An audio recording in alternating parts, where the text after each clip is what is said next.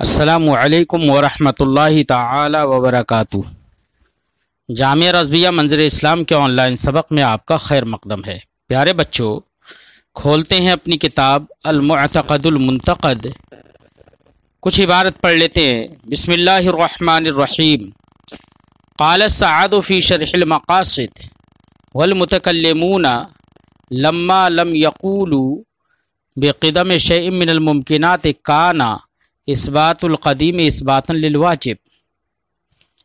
قال الامام الرازی فی المحصل اتفق المتکلمون على ان القدیم يستحیل اسناده الى الفاعل وفي التحصیل شرحه، اما اصحاب ابی الحسن الاشعری فیقولون بصفات قدیمہ لکنہم یقولون لا هي عین الذات ولا غیرها فلذلك لا يطلقون المعلولیۃ علیہا۔ پیارے بچوں، آج کی عبارت میں صاحب کتاب یہ بتانا چاہ رہے ہیں کہ اس سے پہلے سبق میں ہم نے بتایا تھا کہ متکلم کا قدیم فلسفی کے واجب کے مساوی ہوتا ہے، یعنی متکلم اگر کسی شے کو قدیم کہتا ہے تو اس کا مطلب یہ ہے کہ وہ اپنے آپ سے موجود ہے، خود سے موجود ہے، وہ کسی علت کا محتاج نہیں ہے، اس کا وجود خود سے ہے، کسی علت کا محتاج نہیں ہے، یعنی محتاج الغیر نہیں ہے وہ۔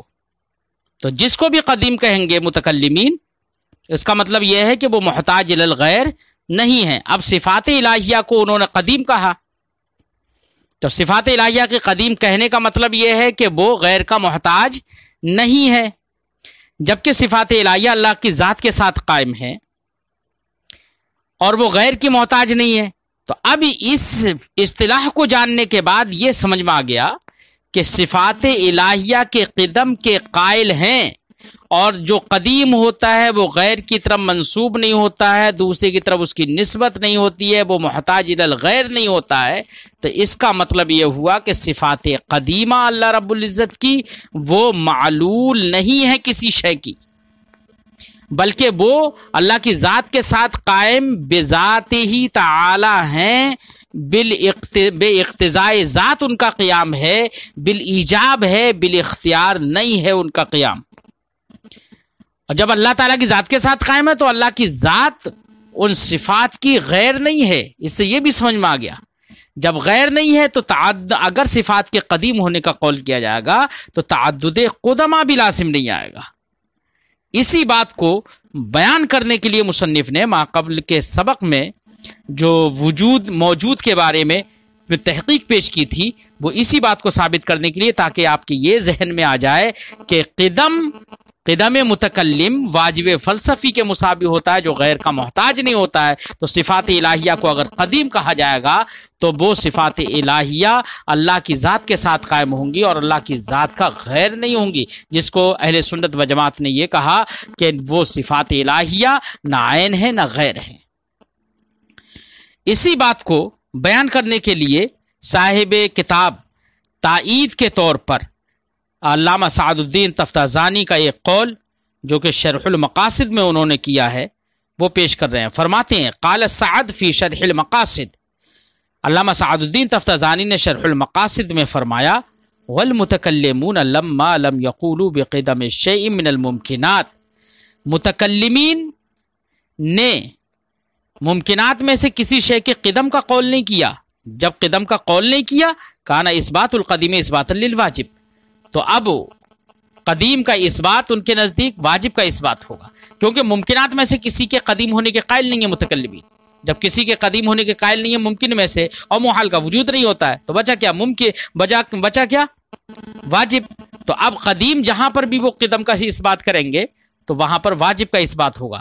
تو اب اگر صفات قدیمہ کو انہوں نے صفات الہیہ کو اگر قدیم کہا تو اس کا مطلب واجب کا ثبوت کیا، تو تعدد قدمہ کی بنا پر تعدد وجبہ ہوگا۔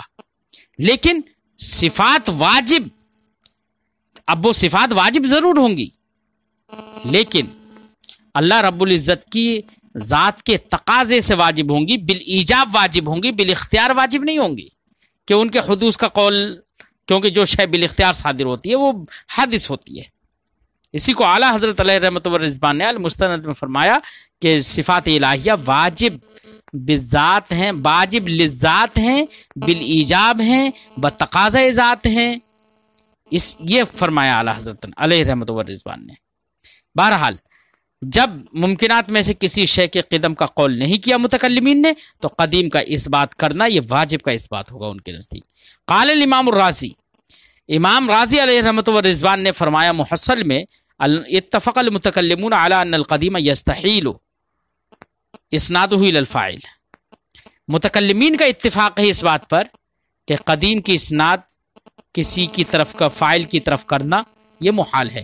تو قدیم فاعل کی طرف منسوب نہیں ہوتا ہے، اس کا مطلب وہ واجب ہے۔ تو قدیم کیا ہے؟ واجب ہے۔ تو مسابق ہر قدیم جو ہے وہ مسابق وجوب ہوا۔ وفی التحصیل شرح، محصل میں جو امام رازی نے فرمایا اس کی شرح تحصیل کے اندر اس کی شرح کی گئی اور اس کی وضاحت کی گئی، تو وضاحت کرتے ہوئے انہوں نے فرمایا اما اصحاب ابی الحسن الاشعری، رہے امام ابو الحسن اشعری رحمہ اللہ کے متبعین اور اصحاب، فیقولون بصفات قدیمہ، تو وہ صفات الہیہ کے قدیم ہونے کا قول کرتے ہیں، لیکن اور دوسری جب قدیم ہونے کا قول کرتے ہیں اور قدیم کسی فاعل کی طرف منسوب نہیں ہوتا ہے، تو اب ایسی صورت میں اور اللہ رب العزت کی صفات اس کی ذات کے ساتھ قائم ہے، اور جب قائم ہے تو اللہ کی ذات ان کے لیے علت تو نہیں ہوگی کیونکہ علت کی طرف منسوب نہیں ہوتا ہے قدیم، اور علت غیر بھی ہوتی ہے معلول کی، اس لیے صفات الہیہ پر معلولیت کا وہ اطلاق نہیں کریں گے، اور کہتے ہیں کہ صفات الہیہ نہ ہی اللہ تعالیٰ کی ذات کا عین ہے اور نہ ہی غیر ہے۔ عین کیوں نہیں ہے؟ اس لیے کہ ذات اور صفت دونوں کا مفہوم الگ الگ ہے۔ غیر کیوں نہیں ہے؟ اس لیے کہ انفکاک نہیں ہوتا ہے کبھی، بلکہ تقاضۂ ذات کی بنا پر ان کا ثبوت ہوتا ہے وہ اللہ کی ذات کے لیے، وہ ثابت للذات ہیں۔ وہی فرماتے ہیں کہ انہوں نے صفات کے قدیم ہونے کا قول کیا، لیکنہم یقولون لا ہی عین الذات ولا غیرہا، لیکن اشاعرہ کہتے ہیں کہ صفات یہ نہ ہی ذات الہیہ کی عین ہے نہ ہی غیر ہے، فلذالک لا یطلقون المعلولیۃ علیہا، اسی وجہ جب وہ غیر ذات کے قائل ہی نہیں ہے تو اسی وجہ سے صفات الہیہ پر معلولیت کا اطلاق نہیں کرتے، کیونکہ معلول علت کا غیر ہوتا ہے۔ وفی شرح المواقف للسید، علامہ سید شریف جرجانی علیہ رحمۃ و رضوان کی شرح مواقف کے اندر یہ ہے، کیا ہے؟ اعلم ان القائل بان علت الحاجت هي الحدوث او مع الامکان حقه ان يقول ان القدیم لا يستند الى علت اصلا۔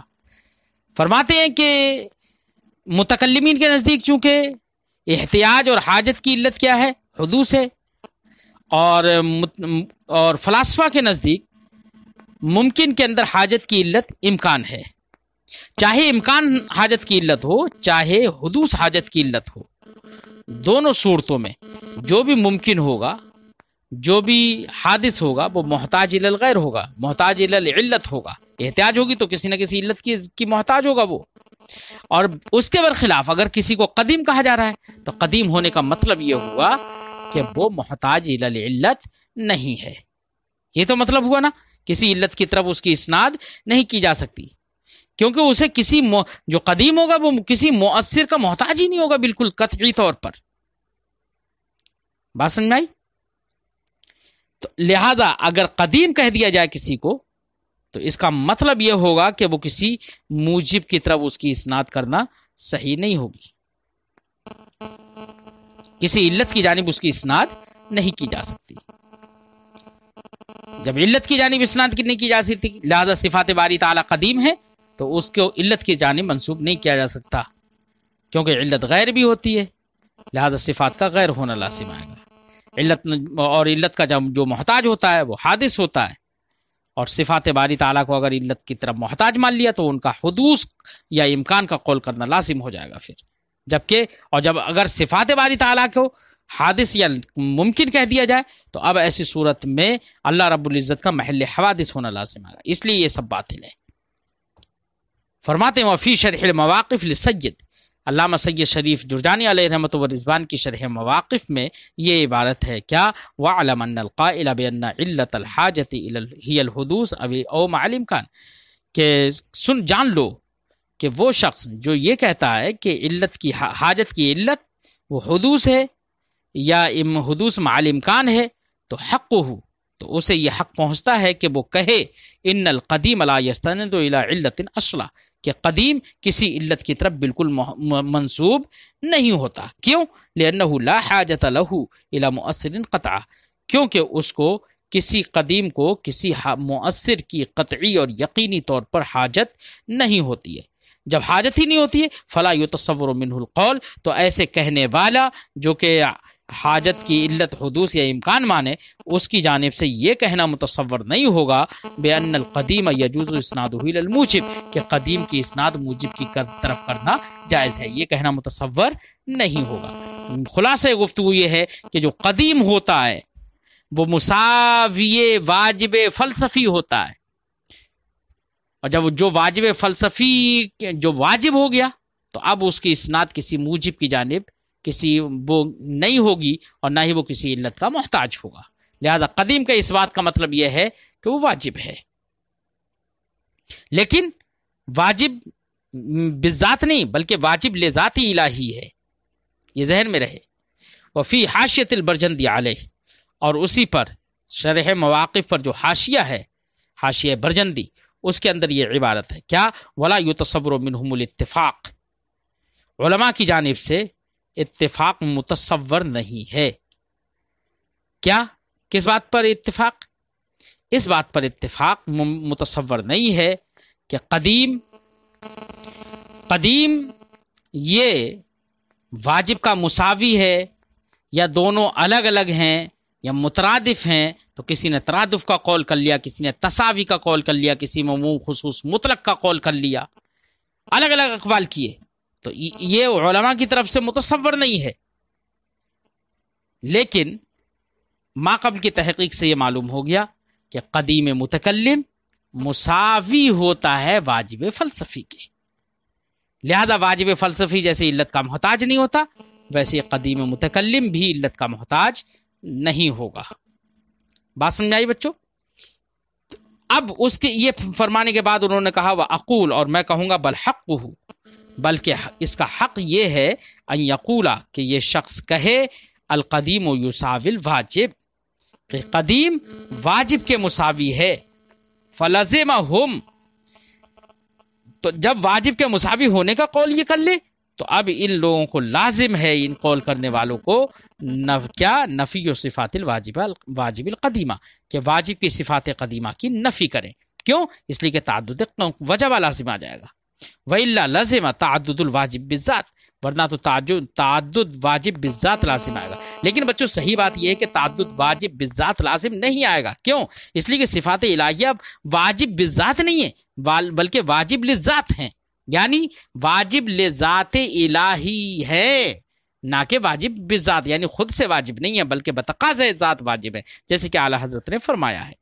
الا ان یعتذر، مگر یہ کہ جو صفات قدیمہ کو واجب کہہ رہا ہے، جو مساوی کہہ رہا ہے واجب کو، قدیم کو واجب کے مساوی کہہ رہا ہے، تو اس کی صورت میں تعدد وجبہ لازم آ رہا ہے، جیسے کہ انہوں نے بتایا، ہم نے حالانکہ بتا دیا کہ نہیں لازم آئے گا، لیکن پھر بھی اگر ان کے بقول تعدد وجبہ مان لیا جائے تو ایسی صورت میں تعدد وجبہ سے چھٹکارا کیسے ہوگا؟ تو فرماتے ہیں الا ان یعتذر بان صفات اللہ تعالی لیست عینہ ولا غیرہ، ہاں اگر یہ اعتراض کر لیا جائے، یہ اعتذار کر لیا جائے، یہ عذر پیش کر دیا جائے کہ اللہ کی صفات نہ ہی اس کی ذات کا عین ہے نہ غیر ہیں، جب غیر ہونے کا انکار کر دیا جائے گا تو اب ایسی صورت میں صفات الہیہ کے واجب ہونے کی صورت میں بھی تعدد وجہ لازم نہیں آئے گا، کیونکہ تعدد کے لیے ضروری ہے تغیر ہو، اور جب غیریت کی ہم نے نفی کر دی کہ وہ غیر ہی نہیں ہے تو تعدد کیسے ہوگا؟ فلا یلزم واجب غیر الذات فلا تعدد فیہ، تو اب کوئی ایسا واجب لازم نہیں آئے گا جو ذات کا غیر ہو، جب غیریت کی ہم نفی کر دیں گے۔ فلا تعدد فیہ، تو تعدد واجب بالذات کا تعدد نہیں ہوگا، یا واجب میں تعدد نہیں ہوگا، تعدد وجب اب لازم نہیں آئے گا۔ بات سمجھ میں آئی بچوں؟ تو آج کی گفتگو بچوں ہم یہیں پر اپنی ختم کرتے ہیں، اور پھر آئندہ سبق میں انشاءاللہ ملتے ہیں۔